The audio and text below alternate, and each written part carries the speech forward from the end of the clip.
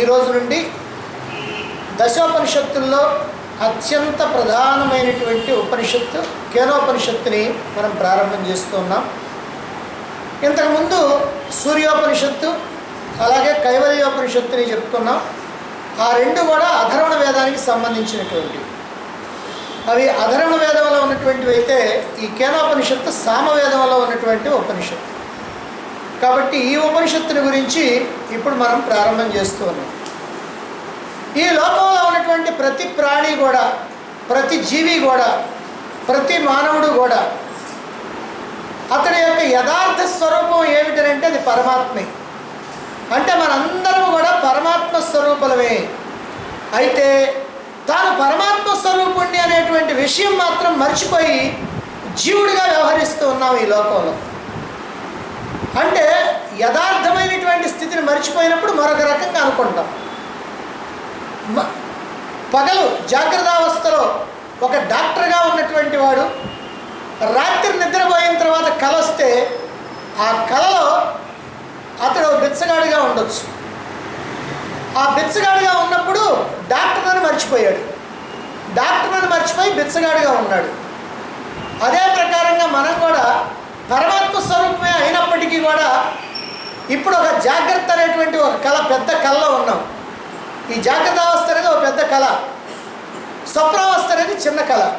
ఇప్పుడు ఈ పెద్ద కళలో ఉండి మనం ఏం చేస్తున్నామంటే మన యథార్థ స్వరూపమైనటువంటి పరమాత్మ స్వరూపాన్ని మర్చిపోయి నేను జీవుణ్ణి అని అనుకొని అనేకమైనటువంటి కష్టాలు దుఃఖాలు పడుతూ ఉన్నాం. ఇటువంటి మానవుడు తిరిగి మళ్ళీ మాధవుడిగా, నరుడు నారాయణుడిగా, జీవుడు దేవుడిగా తన యొక్క స్వస్థితిలో నిలిచిపోయినప్పుడే ఈ సమస్తమైనటువంటి దుఃఖాలు తొలగిపోతాయి. అలా నిలవాలి అంటే మనకి ఏం కావాలి? దానికి మార్గం ఎవరు చూపిస్తారు? వేదాలు చూపిస్తాయి.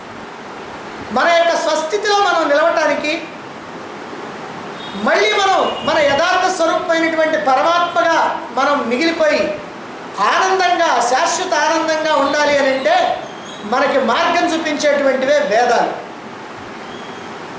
అసలు వేదాలంటే ఏమిటి? వేద అంటే తెలుసుకొనుట అని అర్థం. దేన్ని తెలుసుకోవాలి?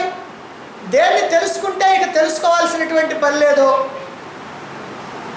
దేన్ని తెలుసుకున్న తర్వాత సర్వము తెలిసినట్టే అవుతుందో అదిగో అటువంటి జ్ఞానాన్ని, ఆత్మజ్ఞానాన్ని, నేను ఆత్మను అనేటువంటి జ్ఞానాన్ని, అదిగో దాన్ని తెలుసుకోవాలి. అది వేద. వేద అంటే తెలుసుకోవాల్సింది అది. కాబట్టి మానవుడు తరించాలి అని అంటే, తన యొక్క జన్మని సార్థకం చేసుకోవాలంటే, జీవిత పరమార్థమైనటువంటి మోక్షాన్ని అందుకోవాలి అని అంటే దానికి ఒక్కటే మార్గం, ఈ వేద విజ్ఞానాన్ని తెలుసుకొని తన యొక్క స్వస్థితిలో తాను నిలవాలి.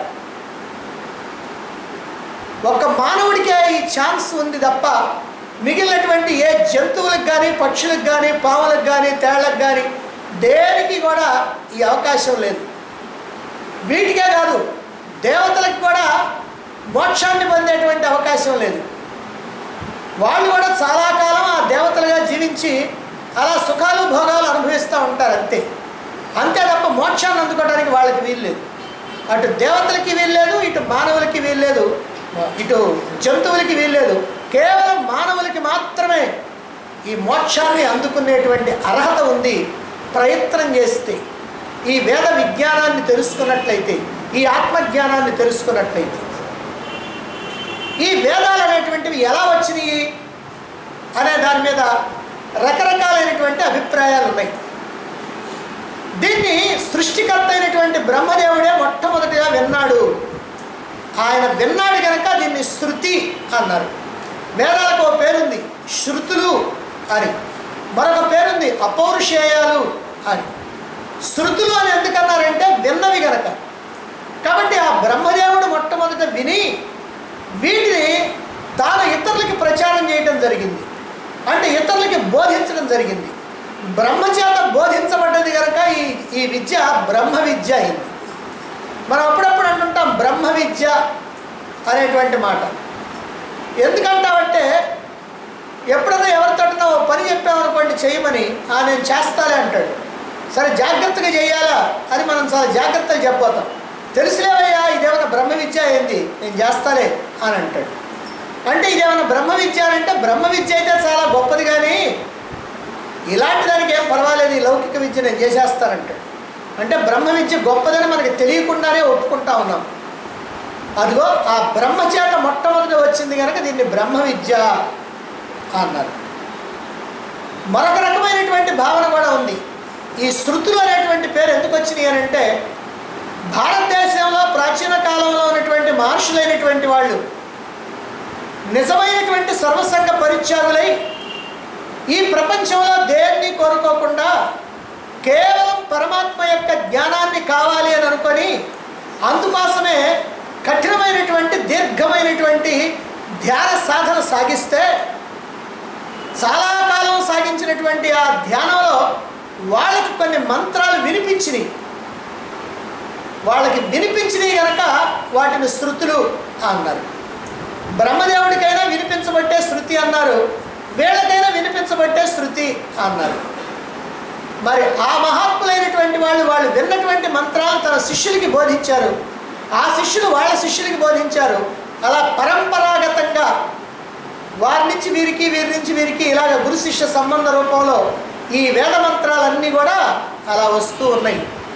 అట్లా వచ్చినాయి అని మరికొంతమంది చెబుతూ ఉంటారు. ఏమైనా వీటిని మాత్రం విన్నారు. మరైతే ఈ వినిపించిన వాడెవరు? విన్నారంటే బయట నుంచి విన్నది కాదే, మరి లోపల నుంచి వినిపించింది. లోపల నుంచి వినిపించిందంటే పరమాత్మే వినిపించాడు. కాబట్టి పరమాత్మ నుండే వచ్చినటువంటివి ఇదిగో ఈ వేదాలు అనేటువంటి విషయం మనం తెలుసుకోవచ్చు. ఈ వేద మంత్రాలన్నీ కూడా మొదట్లో కుప్పతెప్పలుగా ఉన్నాయి. ఎందుకనంటే ఏ మహాత్ముడికి వేద మంత్రాలు వినిపించినాయో ఆ మహాత్ముడు ఆ మంత్రాలను ఇతరులకు చెప్తూ ఉంటాడు, శిష్యులకు చెప్తూ ఉంటాడు. అలా ఎంతోమంది మహాత్ములు ఎన్నో వేల సంవత్సరాలు, లక్షల సంవత్సరాలు వాళ్ళకి వినిపించినటువంటి మంత్రాలన్నింటినీ కూడా అలా కుప్పలు తెప్పలుగా అలా ఈ శిష్యుడికి బోధించడం జరిగింది. అలా అనేకమైనటువంటి మంత్రాలు ఉంటే కృతయుగంలో మానవుడి యొక్క ఆయుర్దాయం వేల సంవత్సరాలు ఉండేది. త్రేతాయుగంలో కూడా వేల సంవత్సరాలే ఉండేది. మనకి సామాన్యంగా రామాయణంలో మనకి శ్రీరాముడి యొక్క తండ్రి అయినటువంటి దశరథుడు 60,000 సంవత్సరాలు రాజ్య పరిపాలన చేసినట్టుగా ఉంది. అలాగే ఆయన కంటే పెద్దవాళ్ళైనటువంటి తండ్రి, తాతలు, ముత్తాతలు వాళ్ళందరూ కూడా 30,000, 40,000, 37,000, 33,000, 27,000 అలాగా పరిపాలన చేసినట్టుగా ఉంది. అంటే ఇంతకాలం జీవించేవాళ్ళు కనుక వాళ్ళకి వేద మంత్రాలని తెలుసుకోవడం సాధ్యమైంది. కానీ కలియుగంలో ఉన్నటువంటి మానవులకి అల్పాయుష్షు, అల్పజ్ఞానం. ఆయుష్యేమో 100 ఏళ్ళు, అది అన్నీ బాగుంటాయి. మరి అల్పజ్ఞానం అంటే బుద్ధి బాగా పనిచేయదు ఈ వ్యవహారంలో. ఇట్లాంటి విషయాలు తెలుసుకోవడంలో బుద్ధి అంత బాగా సూక్ష్మంగా పనిచేయదు. లౌకికమైన వ్యవహారాల్లో పనిచేయచ్చు కానీ దీంట్లో పనిచేయదు. అందువల్ల ఈ అల్పాయుష్కులు, అల్పజ్ఞానులైనటువంటి కలియుగ మానవులు ఈ వేదాలను తెలుసుకోవడానికి వాళ్ళకి అవకాశం లేదు.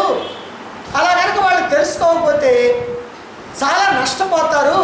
ఎందుకంటే ఈ జీవితాన్ని, మానవ జన్మని సార్థకం చేసుకోవాలి అంటే ఈ వేదాల్లో ఉన్నటువంటి జ్ఞానాన్ని వాళ్ళు పొందాలి. కానీ వాళ్ళేమో అల్పజ్ఞానులు, అల్పాయుష్కులు కనుక అది పొందకుండానే వాళ్ళు తనువులు చాలిస్తూ ఉంటారు.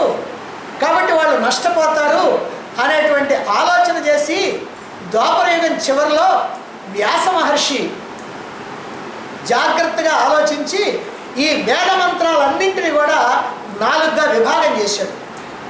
అవే ఋగ్వేదం, యజుర్వేదం, సామవేదం, అధర్వవేదం అని. ఇంత ఎందుకైనా కష్టపడ్డాడు? ఎందుకంటే ద్వాపరయుగంలోనే మానవుడి యొక్క ఆయుర్దాయం 200 సంవత్సరాలకు కుదించబడ్డది. కాబట్టి వచ్చేటువంటి కలియుగం ఏమిటో ఆయన ముందుగానే దివ్య దృష్టితో చూశాడు. కాబట్టి కలియుగంలో ఉన్నటువంటి మానవులు ఏ 10 సంవత్సరాలు 12 సంవత్సరాలు వాళ్ళు ఈ విద్యాభ్యాసం చేస్తే ఇదిగో ఈ వేద మంత్రాలను చదవటానికి, వీటిని అర్థం చేసుకోవటానికి, అధ్యయనం చేయటానికి, ఆచరణ చేయటానికి వాళ్ళకి వీలు లేదు అనేటువంటి విషయాన్ని గమనించి మన మీద ఉన్నటువంటి ప్రేమతో ఆయన ఏం చేశాడంటే కలియుగానికి ముందు ద్వాపరయుగం చివరిలో ఈ వేద మంత్రాలన్నింటినీ కూడా 4గా విభాగం చేశాడు. అలా విభాగం చేసి తన శిష్యులైనటువంటి పైలుడు, వైశంపాయనుడు, సుమంతుడు, జైమిని అనేటువంటి 4కి 4 వేదాలు పంచి వాళ్ళ చేత లోకంలో ప్రచారం చేయించడం జరిగింది. ఈ విధంగా మనకి 4 వేదాలు అంటే చతుర్వేదాలు అనేటువంటివి వచ్చినాయి. ఇలా విభజించబడినటువంటి ప్రతి వేదము కూడా మళ్ళీ 4 భాగాలుగా విభాగించబడింది. మళ్ళీ ప్రతి వేదం ఋగ్వేదం, యజుర్వేదం, సామవేదం, అథర్వవేదం 4 వేదాలు కూడా మళ్ళీ ఒక్కొక్కటి 4 భాగాలుగా చేశారు. ఏమిటది అని అంటే ఒకటేమో సంహిత. సంహిత అంటే మంత్రభాగం, అన్ని మంత్రాలు ఉంటాయి దాంట్లో.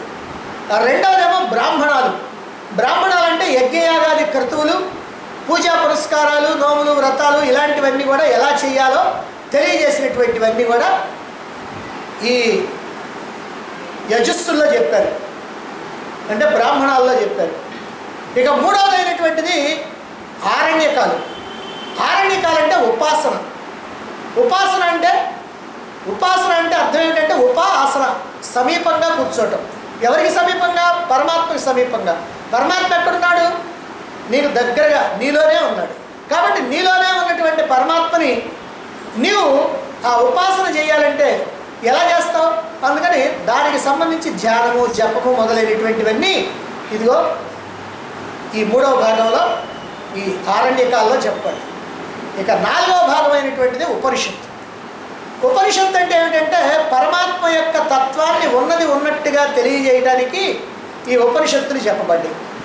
ఈ ఉపనిషత్తులే వేదాలకి చివరిలో ఉన్నాయి, వేదాలకి అంతంలో ఉన్నాయి. అందుకని దీన్ని వేదాంతము అని అంటారు.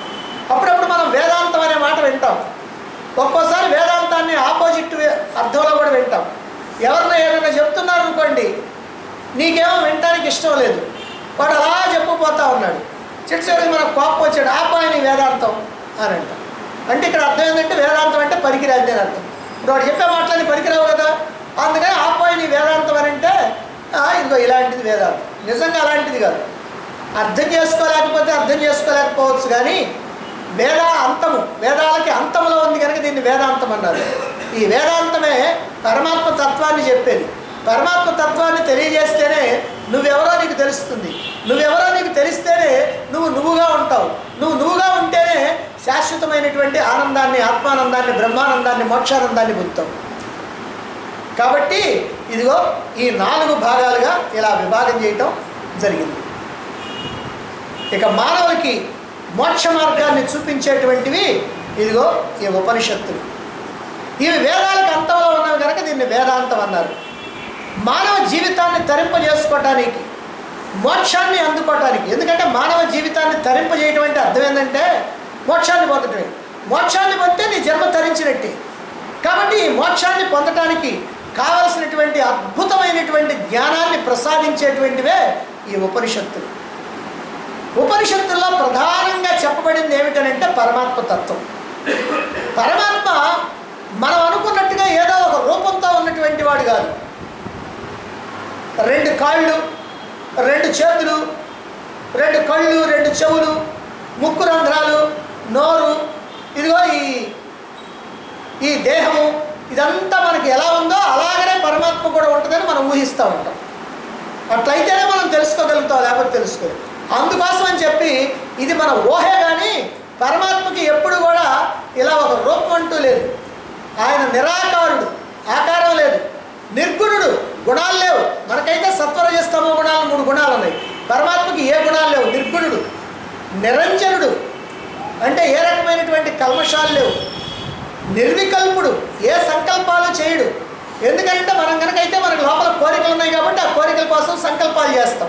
కానీ ఆయనకి ఏ కోరికలు లేవు కనుక ఆయన ఏ సంకల్పాలు చేయాల్సినటువంటి పని లేదు. అందుకని నిర్వికల్పుడు, నిరీహుడు, ఏ రకమైనటువంటి కోరిక లేనటువంటి వాడు. నిత్యుడు, ఎల్లప్పుడూ ఉండేవాడు. శాశ్వతుడు, శాశ్వతమైనటువంటి వాడు.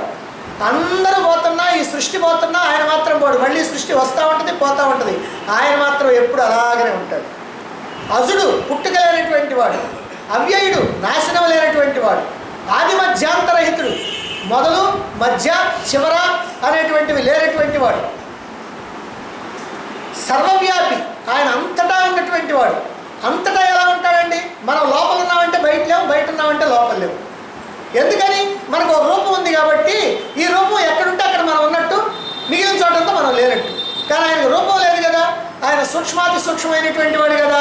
కాబట్టి సూక్ష్మాది సూక్ష్మం కనుక సర్వవ్యాప్తం, అంతటా ఆయన ఉంటాడు. ఇక్కడ ఉంటాడు, అక్కడ ఉంటాడు, అక్కడ ఉంటాడు, అక్కడ ఉంటాడు, ఇక్కడ ఉంటాడు, నేల కింద ఉన్నాడు, నేల పైన ఉన్నాడు, ఆకాశం పైన ఉన్నాడు. అంటే అంతటా కూడా ఆయన ఉన్నాడు. ఆయన లేనటువంటి చోటంటూ ఏమి ఉండటానికి వీలేదు. పైగా ఆయన సచ్చిదానంద స్వరూపుడు. సత్తు చిత్తు ఆనంద స్వరూపం పరమాత్మది.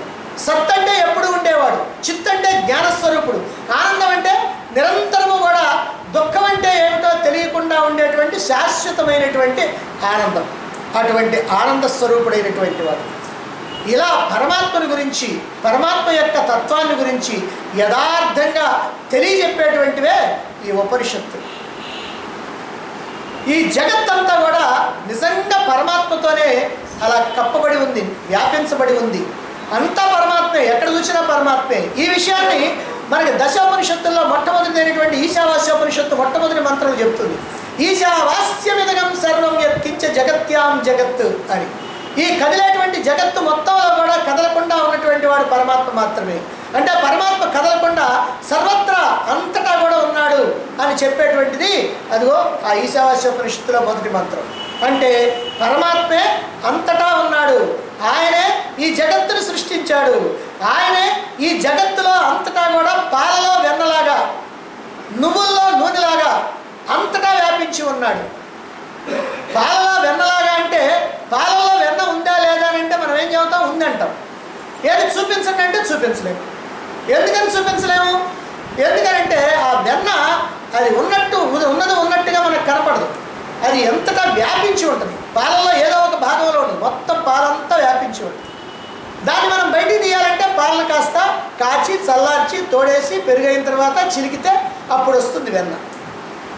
అందుకనే కొంతమంది నాస్తికులైనటువంటి వాళ్ళు అంటారు, పరమాత్మ ఉన్నాడా? ఉన్నాడయ్యా.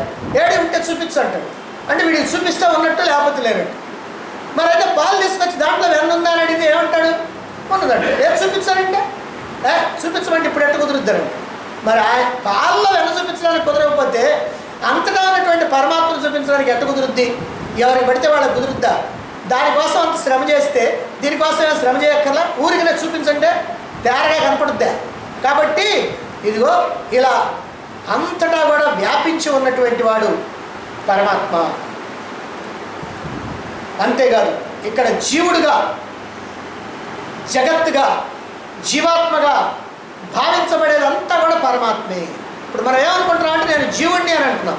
జీవుడిగా భావించబడేటువంటి నువ్వు నిజంగా జీవుడు కాదు, నిజంగా నువ్వు పరమాత్మే. అసలు ఉన్నదంతా ఒకే ఒక్క పరమాత్మ. ఏకమేవ అద్వయం బ్రహ్మ నేహన నాస్తి కించన అన్నారు. ఉన్నదంతా ఒకే ఒక్క పరమాత్మ, అంతకంటే రెండవది ఏమి లేదు. ఒకే ఒక్క పరమాత్మ అంటే అర్థం ఏమిటండి అని అంటే ఇక అంతకంటే రెండవది ఏది లేదు అని. ఒకవేళ రెండవది ఏదన్నా ఉంది, ఇదిగోండి ప్రపంచం ఉంది కదా అని అంటే ఆ ప్రపంచం నిజంగా లేదు, ఉన్నట్టుగా నీకు భ్రమ కలుగుతుంది. గాలిని వాడు చూపించినటువంటి వస్తువులాగా ఏమీ లేకపోయినా ఉన్నట్టు చూపిస్తాడు వాడు. అది అదే ప్రకారం ఇక్కడ నీకు కనపడతా ఉంది. అంతే తప్ప ఇక్కడ పరమాత్మ తప్ప రెండవది ఏమీ లేదు అనేటువంటి విషయాన్ని కూడా ఇక్కడ మనం ఈ ఉపనిషత్తుల ద్వారా తెలుసుకోవాలి. కాబట్టి ఇలా కనిపించేటువంటి జగత్తు, ఈ జగత్తును చూచేటువంటి జీవుడు ఇద్దరు కూడా పరమాత్మ తప్ప అన్యము కాదు. అంతా పరమాత్మే, ఉన్నదంతా పరమాత్మే, పరమాత్మ ఒక్కటే, రెండవదేది లేదు అనేటువంటి విషయాన్ని స్పష్టంగా తెలియజెప్పేది ఉపనిషత్తు. అంతేకాకుండా ఈ జీవ జగత్తులు రెండింటికి కూడా ఆధారంగా అధిష్టానంగా ఉంది పరమాత్మే. అధిష్టానం అంటే ఆ పరమాత్మే ఇలా కనపడతా ఉంది. కాబట్టి అదిగో ఉన్నదంతా పరమాత్మే అని చెప్పేటువంటిదే ఈ ఉపనిషత్తులు. ఇక మొత్తం అసలు ఈ ఉపనిషత్తులు ఎన్ని ఉన్నాయండి అని కనుక తెలుసుకోవాలనుకుంటే 4 వేదాల్లో కూడా 1180 ఉపనిషత్తులు ఉన్నట్టుగా చెప్తారు. ఉన్నట్టుగా చెబుతారని చెప్పడం ఏమిటండి అంటే అలా రుజువు చేసుకోవడానికి మనకి వేదాలు ఇప్పుడు మన దగ్గర లేవు. అంటే భారతదేశంలో ఇప్పుడు వేదాల్లో ఎక్కువ భాగం అంతా ఇతర దేశాలకి తరలిపోయింది. చాలా తక్కువ, అంటే 100లో 2 భాగాలు మాత్రమే ఇక్కడ భారతదేశంలో ఉన్నాయి. అందువల్ల చూపించండి అంటే చూపించడానికి వీలు లేదు. కానీ మరి 1180 అని ఎట్లా చెప్తున్నారండి అని అంటే ఒక్కొక్క వేదంలో ఎన్ని ఉపనిషత్తులు ఉన్నాయో, ఎన్ని శాఖలు ఉన్నాయో అది మొత్తం లెక్క చెప్పబడి ఉంది. ముందుగా ఋగ్వేదంలోనే చెప్పబడింది. అందువల్ల ఏమంటే 1180 ఉపనిషత్తులు ఉన్నాయి. అయితే వీటి పేర్లు కూడా ఎవరికీ తెలియదు. అయితే ఈ 1180 ఉపనిషత్తుల్లో కూడా ఇప్పుడు మనకి సుమారుగా 300 నుంచి 350 ఉపనిషత్తుల పేర్లు మాత్రం తెలుస్తూ ఉన్నాయి. 108 ఉపనిషత్తులేమో మంత్రాలతో సహా, పేర్లతో సహా, శాంతి మంత్రాలతో సహా చెప్పబడి ఉన్నాయి. ఇది మనకి 108వ ఉపనిషత్తు అయినటువంటి ముక్తికోపనిషత్తులో శ్రీరాముడు చెప్తాడు ఆంజనేయుడితోటి, ఓ ఆంజనేయ, ఇదిగో 108 ఉపనిషత్తులు ప్రధానమైనటువంటి ఉన్నాయని ఆ 108 పేర్లు చెప్పి, నీవు కనుక పరమాత్మ తత్వాన్ని కనుక తెలుసుకోవాలి అనుకుంటే ఇదిగో ఈ 108 ఉపనిషత్తుల్ని అధ్యయనం చేయి. ఇది కనుక నీకు సాధ్యం కాకపోతే మొదటి 32 ఉపనిషత్తుల్ని అధ్యయనం చేయి. అది కూడా సాధ్యం కాకపోతే ఇదిగో 10 ఉపనిషత్తులు, దశోపనిషత్తుల్ని తెలుసుకో. అది కూడా నీకు సాధ్యం కాదు అని అనుకుంటే అదిగో ఒక మాండుక్యోపనిషత్తులు తెలుసుకో అని అక్కడ చెప్పబడి ఉంది కనుక ఇదిగో 108 ఉపనిషత్తులు ఉన్నట్టుగా మనకి చక్కగా తెలుస్తూ ఉంది, ఉపనిషత్తులోనే తెలుస్తూ ఉంది. అందువల్ల 108 ఉపనిషత్తులు మాత్రం మంత్రాలతో కూడి మనకు లభిస్తూ ఉంది.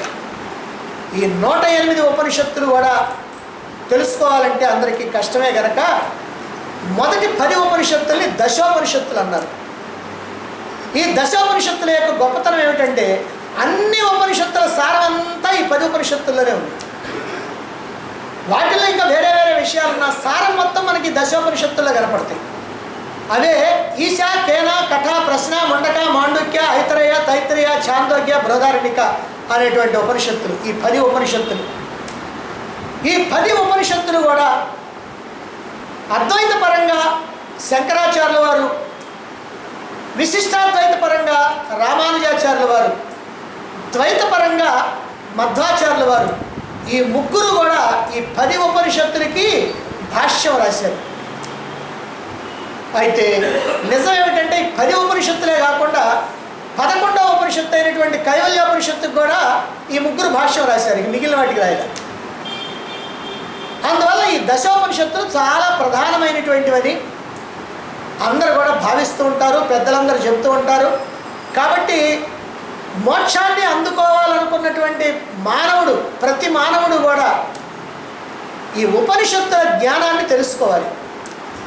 ఈ ఉపనిషత్తుల్ని తెలుసుకోవటం కష్టమవుతుందని ఉపనిషత్తుల సారాన్ని భగవద్గీతగా భగవానుడు అర్జునుడికి అందిస్తూ ఉంటే సమస్తమైనటువంటి మానవులు తెలుసుకోవడానికి వీలు కలిగింది. కానీ అసలు ఉపనిషత్తు ఎలా ఉంటుందో తెలుసుకోకపోతే మనకు కొద్దిగా కష్టమే. ఎందుకనంటే మీరు రోజు మీకు తెలిసినటువంటి ఒకళ్ళ చేత పాలు తెప్పించుకుంటున్నారు, గేదె పాలు కాకుండా ఆవు పాలు కావాలని తెప్పించుకుంటున్నారు. అయితే వాళ్ళు తీసుకొచ్చి పోసిన తర్వాత ఆవు పాలో గేదె పాలో తెలియాలంటే కష్టం కదా.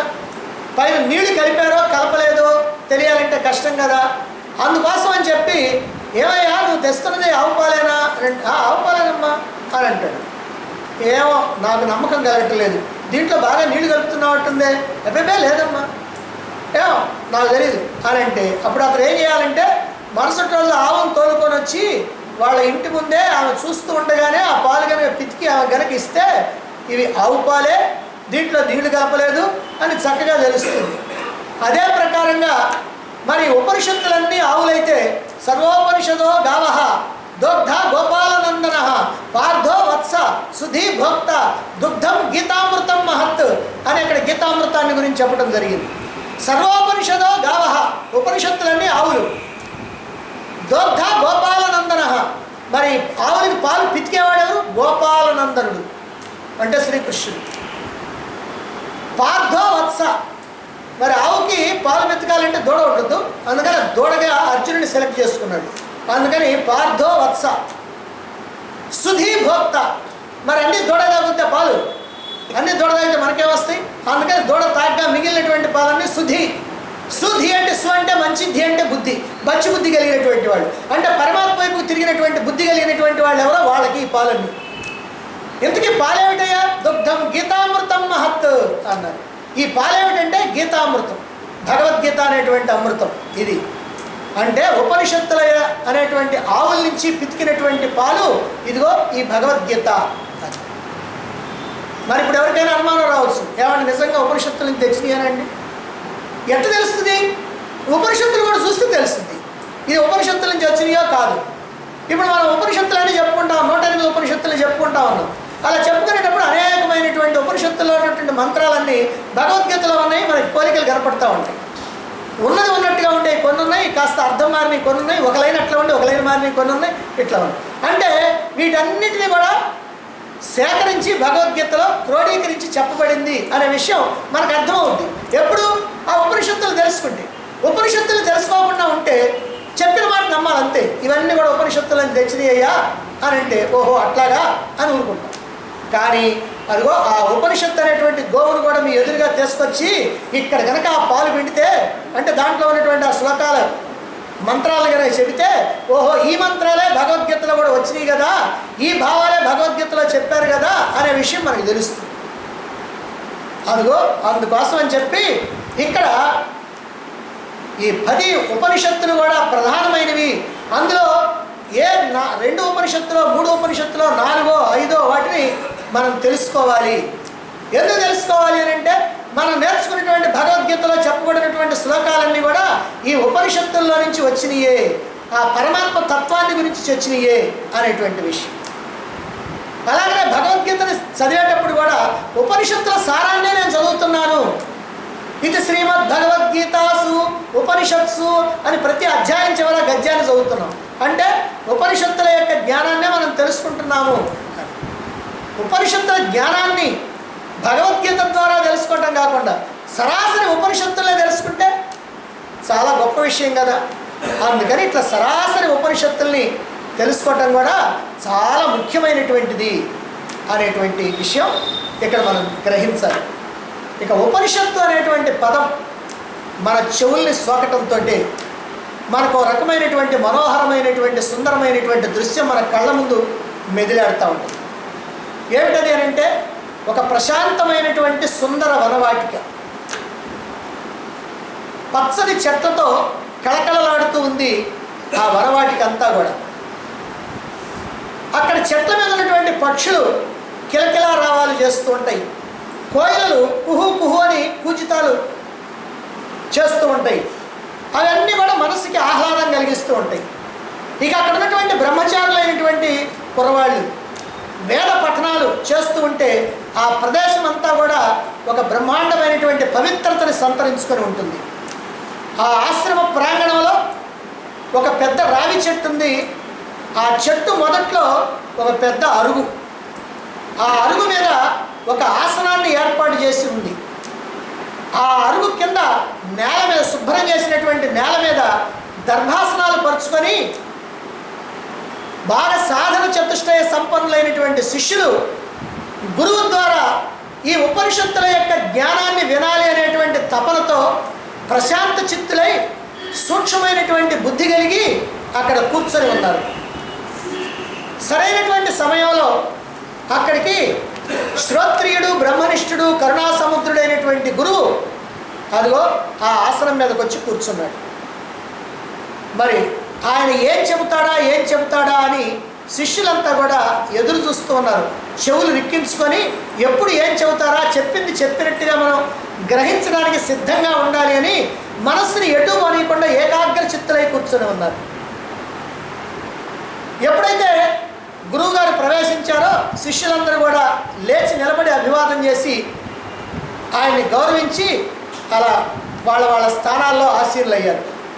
ఇప్పుడు గురువు శిష్యులు అందరూ కలిసి శాంతి మంత్రాన్ని పఠించి ఆ తర్వాత గురువు తన అనుభవ జ్ఞానంతో కలిపినటువంటి శాస్త్రజ్ఞానాన్ని అందిస్తూ ఉంటే ఈ శిష్యులైనటువంటి వాళ్ళు సూక్ష్మమైనటువంటి బుద్ధితో అవగాహన చేసుకోవడానికి ప్రయత్నిస్తూ ఉన్నారు. ఇది ఉపనిషత్తు అనగానే మన కళ్ళ ముందు మెదిలేటువంటి దృశ్యం. మీరు అనొచ్చు ఏమంటే ఉపనిషత్తు అనగానే ఊ ప ని ష తు అవి మాకు కనపడుతున్నాయి కానీ ఈ దృశ్యం మాకేం కనపడతలేదండి అని మీరు అనొచ్చు. కానీ ఉపనిషత్తు యొక్క అర్థాన్ని తెలుసుకుంటే ఈ దృశ్యం కనపడుతుంది. ఉప అంటే సమీపంగా, ని అంటే క్రింద, షత్ అంటే కూర్చొనుట. ఉపనిషత్తు అంటే ఏమిటంటే సమీపంగా క్రింద కూర్చొనుట అని అర్థం. ఈ క్రింద కూర్చొనుట అనేటువంటి మాట తెలియటంతో ఇదిగో ఇందా మనం చెప్పిందంతా వచ్చేస్తుంది. అంటే ఏమిటనమాట, ఒక గురువు యొక్క సమీపంలో ఆయన ఎత్తుగా కూర్చుంటే శిష్యులందరూ క్రిందగా కూర్చొని ఆయన చెప్పేటువంటి మాటలు వినడానికి సిద్ధంగా ఉన్నారు. ఇదే ఇందాక చెప్పిన మొత్తం, కాస్త వర్ణనలతో చెప్పామంతే. కాబట్టి ఇలా జ్ఞానాన్ని, ఆత్మజ్ఞానాన్ని, పరమాత్మ తత్వాన్ని ఉపనిషత్తుల ద్వారా తెలుసుకోవటం కోసమని ఆ గురువు ఏం చెబుతాడని ఎదురు చూస్తూ శిష్యులు అలా ఏ రకమైనటువంటి గర్వం లేకుండా, అహంకారం లేకుండా, వినయ విధేయతలతో అలా కూర్చున్నారు. అంటే ఇక్కడ ఈ 3 పదాల యొక్క అర్థం కూడా మనం తెలుసుకోవాలి. ఉప అంటే సమీపంగా, నీ అంటే క్రింద, షత్ అంటే కూర్చునుట. సమీపంగా, క్రింద, కూర్చునుట అనే 3 పదాలు ఉన్నాయి ఇక్కడ. మరి వేదాంత జ్ఞానాన్ని బోధించేటువంటి గురువుకి సమీపంగా శిష్యులు కూర్చోవాలి అని దీంట్లో అర్థం. అయితే సమీపంగా కూర్చోవాలంటే బాగా దగ్గరగా కూర్చోవాలనే, ఆయన శరీరానికి బాగా నీ శరీరం కూడా దగ్గరగా ఉండేటట్టు కూర్చోవాలనే, అది కాదు. ఎందుకనంటే ఇక్కడ ఉపనిషత్తులు అంటే ఏమిటంటే ఎవరింట్లో వాళ్ళు కూర్చొని వినేవి కాదు. కనుక ఎక్కడో కూర్చొని లేదా ఇంట్లో పడక కుర్చీలో పడుకొని హాయిగా సరదాగా ఆనందంగా న్యూస్ పేపర్ తిరగేసినట్టు తిరగేసేటువంటిది కాదు ఉపనిషత్తు. న్యూస్ పేపర్ సంగతి ఏమిటనంటే మనకి ఈ రోజున వచ్చినటువంటి న్యూస్ పేపర్ అది న్యూస్ పేపర్, రేపు అది ఏమిటంటే వేస్ట్ పేపర్. ఒకవేళ ఏమంటే పేపర్ ఉందా నేను చదువుతానని అన్నావు అనుకో, నీకు 4 రోజుల నాడు వచ్చినటువంటి పేపర్ కనుక ఇస్తే ఇసిరి అవతల పారేస్తాడు. ఇవాళ వచ్చిన పేపరే కావాలి. అందుకని న్యూస్ పేపర్ ఈరోజు న్యూసే కానీ రేపటికి వేస్ట్. కానీ భగవద్గీత కానీ, ఉపనిషత్తులు కానీ, వేదాంత గ్రంథాలు కానీ ఇవి ఏవైనా సరే వేస్ట్ అని ఎవరైనా అంటాడా? అనలేడు. కారణం ఏమిటి? ఎప్పుడో 5000 సంవత్సరాల నాడు చెప్పినటువంటి భగవద్గీత ఈనాటికి న్యూసే, ఇంకా 10,000 సంవత్సరాలకి న్యూసే, ఇంకా 1,00,000 సంవత్సరాలకి న్యూసే, ఎప్పటికీ న్యూసే. వేస్ట్ అనేటువంటి మాట ఎప్పటికీ రావటానికే వీల్లేదు. కాబట్టి ఇలాంటి గ్రంథాలని మనం తెలుసుకోవాలి అని అంటే ఇవి అత్యంత గూఢమైనటువంటి పదాలతోటి, గూఢమైనటువంటి భావాలతోటి ఉంటాయి కనుక, సంస్కృత భాషలో ఉంటాయి కనుక, ఆ సంస్కృత భాషలో కూడా అత్యంత నిగూఢంగా ఉంటాయి కనుక వాటిని అర్థం చేసుకోవటం ఎవరంతటా వాళ్ళు, ఎవరింట్లో కూర్చొని వాళ్ళు తెలుసుకోవటం అనేటువంటిది సాధ్యం కాదు. అంటే దాంట్లో ఉన్నటువంటి లక్ష్యార్థం నీకు ఎప్పటికీ తెలిసేటువంటి అవకాశం లేదు. అలా నీకు లక్ష్యార్థం తెలియాలి అని అంటే, వాటిలో ఉన్నటువంటి భావన నీకు కరెక్ట్గా అర్థం కావాలి అని అంటే నువ్వేం చేయాలి? ఒక గురువుని ఆశ్రయించి, ఓ సద్గురువుని ఆశ్రయించి, శ్రోత్రియుడు బ్రహ్మనిష్ఠుడు అయినటువంటి గురువుని ఆశ్రయించి ఆయన ద్వారా ఇదిగో దీన్ని శ్రవణం చేసి తెలుసుకోవాలి. ఎందుకని? ఇది ఆత్మవిద్య, ఇది బ్రహ్మ విద్య, ఇది మానవుడిలో ఉన్నటువంటి అజ్ఞానాన్ని పోగొట్టి సమస్తమైనటువంటి దుఃఖాలని నివృత్తి చేసి పరబ్రహ్మాన్ని ఎరుకపరిచి ముక్తిని ప్రసాదించి శాశ్వతమైనటువంటి ఆనందాన్ని, ఆత్మానందాన్ని, బ్రహ్మానందాన్ని అందించేటువంటిది. అందుకే దీన్ని గురు సమ్ముఖంలో కూర్చొని శ్రవణం చేయాలి. బాగానే ఉందండి, మరి సమీపంగా కూర్చోవాలన్నారే అని అంటే అవును, సమీపంగా కూర్చోవాలి అని అంటే మరీ దగ్గరగా కూర్చోవాలని అర్థం కాదు.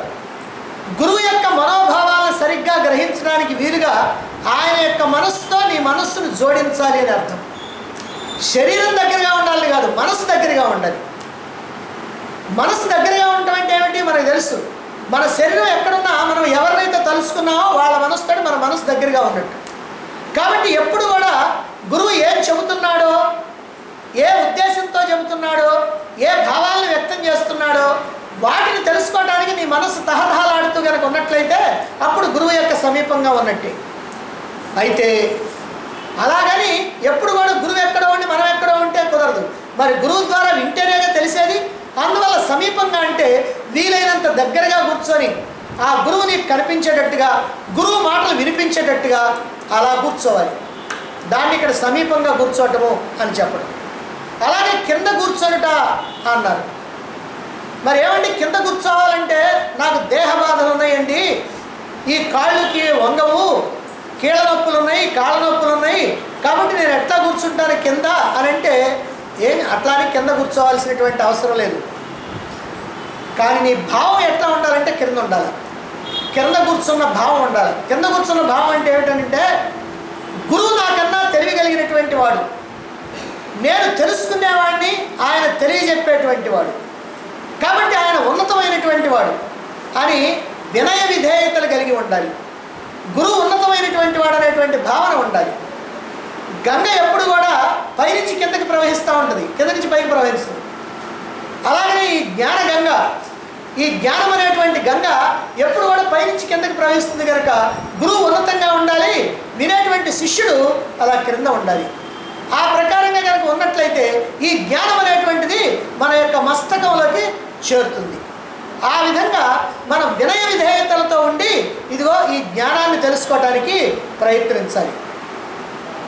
మరి ఈ జ్ఞాన గంగ ఉన్నతులైనటువంటి గురువుల నుంచి అజ్ఞానంలో ఉన్నటువంటి శిష్యులకి చేరాలి.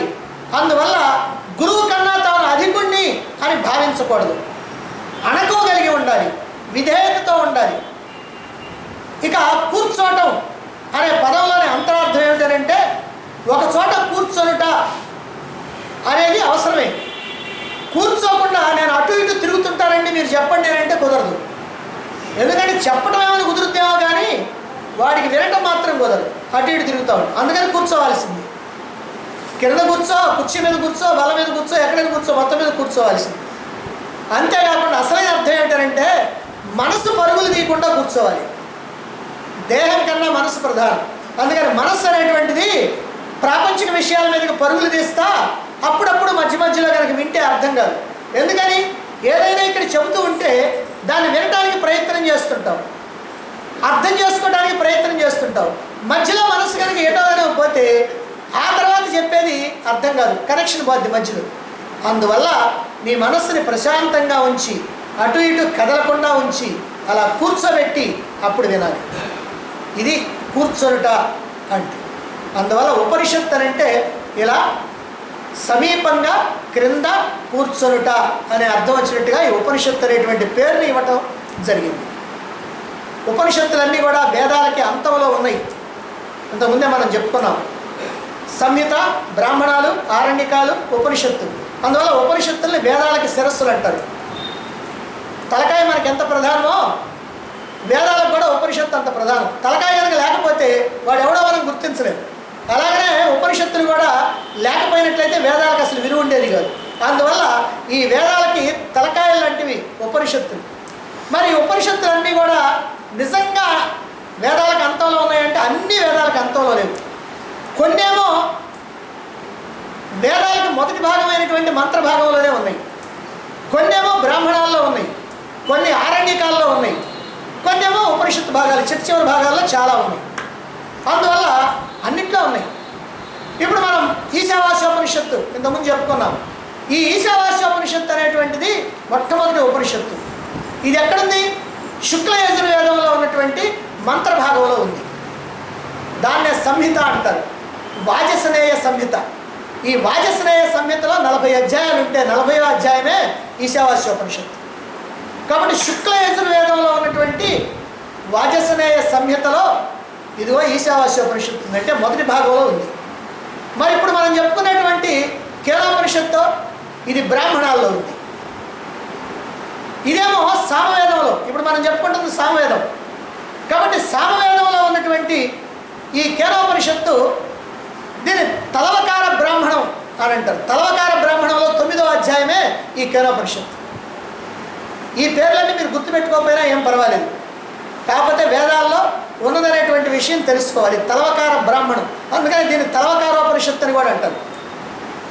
అయితే ఎక్కువగా బాగా ప్రచారంలో ఉన్నటువంటి పేరు ఏమిటంటే కేనోపనిషత్తు.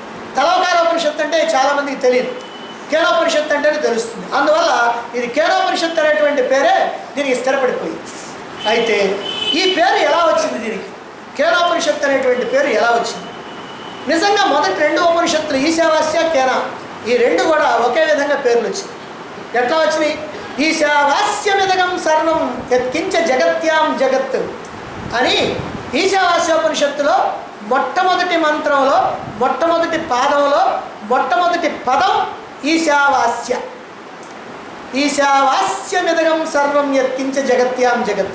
కాబట్టి మొట్టమొదటి పదం ఏమిటనమాట? ఈశావాస్యం. ఆ పదాన్ని బట్టి ఈశావాస్యోపనిషత్తు అన్నారు. మరి కేనోపనిషత్తు అని దీనికి ఎందుకు వచ్చిందండి పేరు?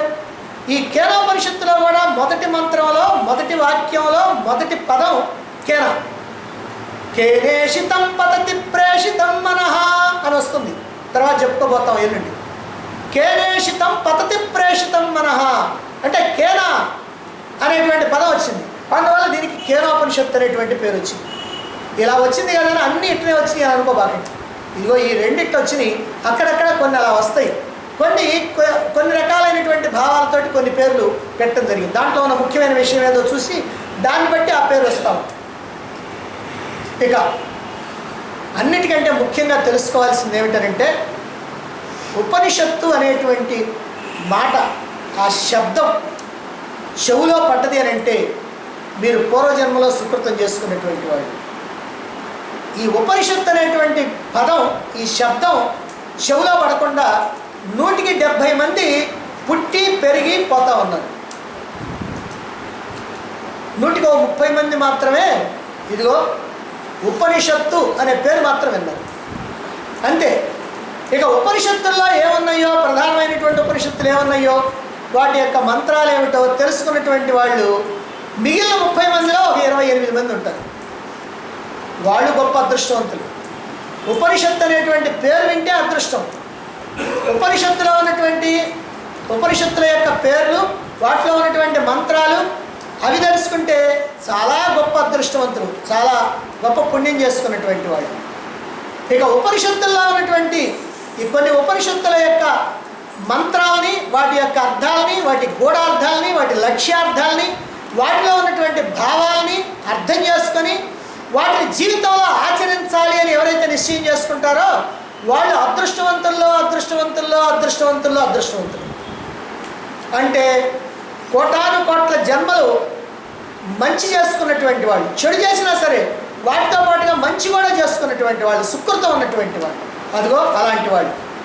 అంటే ఈ ఉపనిషత్తుల్లో అంతర్లీనంగా నిక్షిప్తమై ఉన్నటువంటి భావాల్ని, ఈ పదాలని తెలుసుకొని దానికి అనుగుణంగా జీవిత విధానాన్ని మలుచుకోవటం అనేటువంటిది అనేక వేల లక్షల కోట్ల జన్మల సుకృతం వల్ల, మళ్ళీ ఈ జన్మలో చేసేటువంటి ప్రయత్నం వల్ల సాధ్యమవుతుంది. ఇటువంటి వాళ్ళని ఏమంటారంటే మహాత్ములు, మహాపురుషులు అని చెప్తారు. మహాత్ములు మహాపురుషులు అంటే ఎక్కడున్నారనండి మనం అనుకుంటాం. ఎవరనంటే ఉపనిషత్తుల యొక్క జ్ఞానాన్ని ఎవరైతే సక్రమంగా ఉన్నది ఉన్నట్టుగా ఉద్దేశించిన విధంగా ఎవరైతే తెలుసుకుంటారో వాళ్ళందరూ మహాపురుషులు, మహాత్ములైనటువంటి వాళ్ళు. ఇలా సంపూర్ణంగా ఉపనిషత్తుని అర్థం చేసుకొని అందులో ఉన్నటువంటి భావాలన్నింటినీ కూడా ఆ మహర్షులు ఏ ఉద్దేశంతో మనకు అందించారో ఆ ఉద్దేశంతో సహా తెలుసుకోవడానికి వీలుగా, తెలుసుకొని ఆచరించడానికి వీలుగా ఎంతో వివరంగా అనేకమైనటువంటి ఉపమానాలతో ఇదిగో సులభమైనటువంటి వాడుక భాషలో మీకు అందించడం జరుగుతుంది ఈ కేనోపనిషత్తుని. ఇప్పుడు ఈ జ్ఞాన గంగలో మునిగి పునీతులమవుదాం, ఈ మానవ జన్మని సార్థకం చేసుకుందాం.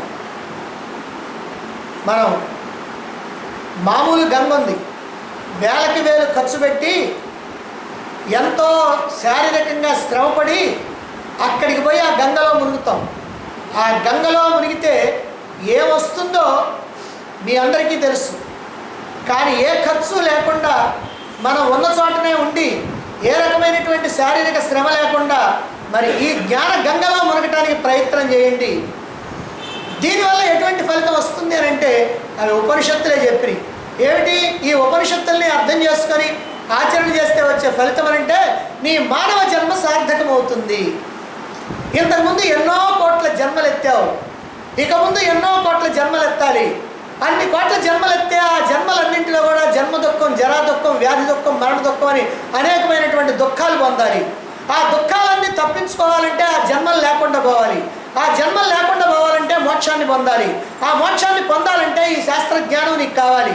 కాబట్టి ఈ శాస్త్రజ్ఞానాన్ని తెలుసుకొని ఆచరణ చేసి ఆ పరమాత్మ స్థానాన్ని అందుకొని మీ స్వస్థితిలో మీరు నిలబడి ఈ మోక్షాన్ని పొందితే మీకు ఈ రావాల్సినటువంటి జన్మలన్నీ లేకుండా పోతున్నాయి. అదే జన్మరాహిత్యం, అదే మోక్షం, అదే ఈ జీవితం యొక్క పరమార్థం. కాబట్టి ఈ జీవిత పరమార్థాన్ని తెలియజెప్పేటువంటి ఉపనిషత్తుని మనం ఎంత శ్రమకు వచ్చైనా సరే తెలుసుకోవాలి. మనం వేలకు వేలు ఖర్చు పెట్టాల్సినటువంటి పని లేదు. చాలా హాయిగా ఏ రకమైనటువంటి కష్టం లేకుండా ఇదిగో దీన్ని తెలుసుకొని దీన్ని మన యొక్క జీవితంలో ఆచరణలో పెట్టుకోవాలి అని తెలుసుకోవాలి. ఇక ఇప్పుడు శాంతి పాఠంతో ప్రారంభించి మనం ఉపనిషత్తులోకి ప్రవేశించాలి. ఈ అధ్యయనం ద్వారా, అంటే ఈ ఉపనిషత్తు అధ్యయనం ద్వారా మన యొక్క జీవితాన్ని సార్థకం చేసుకోవడానికి పరమాత్మ మనందరి మీద తన యొక్క అనుగ్రహ వర్షాన్ని కురిపించాలని ఆశిస్తూ ఆశీర్వదిస్తూ మనం ముందుగా ఈ ఉపనిషత్తు యొక్క శాంతి పాఠానికి వద్దాం. ఈ ఉపనిషత్తులో ప్రత్యేకత ఏమిటంటే 2 శాంతి పాఠాలు. ప్రతి ఉపనిషత్తుకి ఒక్కటే శాంతి పాఠం ఉంటుంది. ఎందుకంటే ఒక్కొక్క వేదానికి ఒక్కొక్క శాంతి పాఠం ఉంటుంది. మనం ఇంతకుముందు చెప్పుకున్నాం సూర్యోపనిషత్తు, కైవల్యోపనిషత్తు. ఆ 2 కూడా ఎందులో? అధర్వణ వేదంలో. మరి అధర్వణ వేదం యొక్క శాంతి మంత్రం ఏమిటి? ఓం భద్రం కర్ణేభిః శృణుయామ దేవాః భద్రం పశ్యేమాక్షభిర్యజత్రాః స్థిరైరంగైస్తుష్టువాంసస్తనూభిః వ్యసేమ దేవహితం యదాయుః స్వస్తి న ఇంద్రో వృద్ధశ్రవాః స్వస్తి న పూషా విశ్వవేదాః స్వస్తి నస్తార్క్ష్యో అరిష్టనేమిః స్వస్తి నో బృహస్పతిర్దధాతు. ఓం శాంతి శాంతి శాంతి. ఇది అధర్వణ వేదంలో ఉపనిషత్తు. అధర్వణ వేదంలో ఎన్ని ఉపనిషత్తులు వచ్చినాయో అన్ని ఉపనిషత్తులు కూడా ఈ శాంతి మంత్రంతోనే ఉంటాయి. మరి ఇప్పుడు సామవేదంలో ఎన్ని ఉపనిషత్తులు ఉన్నాయో అన్ని ఉపనిషత్తులు కూడా సామవేదంలోనే 1000 ఉన్నాయి. సామవేదంలో ఉన్నటువంటి ఉపనిషత్తులన్నీ కూడా ఈ సామవేదానికి ఓ శాంతి మంత్రం ఉంది. అదిగో అదే చెప్పాలి. కానీ కేనోపనిషత్తుకి ప్రత్యేకంగా 2 శాంతి మంత్రాలు చెప్పారు. ఈ 2 శాంతి మంత్రాల్లో మొదటి శాంతి మంత్రంలో ప్రార్థన వేడుకోలు ఉంటుంది. రెండవ శాంతి మంత్రంలో శుభకామన ఉంటుంది. మరి ఇప్పుడు ఆ శాంతి మంత్రాలు ఏమిటో ఆ శాంతి మంత్రాలను తెలుసుకోవడానికి మనం ప్రయత్నం చేద్దాం. రేపటి నుంచి మనం శాంతి మంత్రంతో ఈ ఉపనిషత్తుని ప్రారంభిద్దాం.